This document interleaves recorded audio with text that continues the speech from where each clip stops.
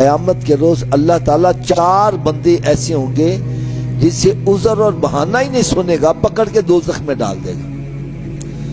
Number 1، جس کے کان میں اذان کی آواز آئی اور پھر وہ بلا عذر نماز پڑھنے مسجد میں نہ آیا، ایسے بندے سے بھی عذر بہانہ نہیں سنا جائے گا، پکڑ کے دوزخ میں ڈالا جائے گا۔ نمبر 2، وہ بندہ جس کے دسترخوان پہ کھانا سجا ہے اور کوئی اللہ کے نام پر مانگتا ہے، جو بندہ اس کو اٹھا کے نہیں دیتا، ایسے بندے سے بھی عذر بہانہ نہیں سنا جائے گا۔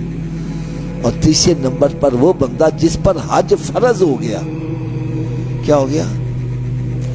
حج فرض ہو گیا اور پھر وہ بلا عذر حج کرنے نہیں گیا، موت آ گئی، ایسے بندے سے بھی عذر اور بہانہ نہیں سنا جائے گا، پکڑ کے جو اس میں ڈالا جائے گا۔ چوتھے نمبر پر وہ بندہ جو نیکی کی دعوت نہیں دیتا، برائی سے لوگوں کو منع نہیں کرتا، ایسے بندے سے بھی عذر اور بہانہ نہیں سنا جائے گا، پکڑ کے دوزخ میں ڈالا جائے گا۔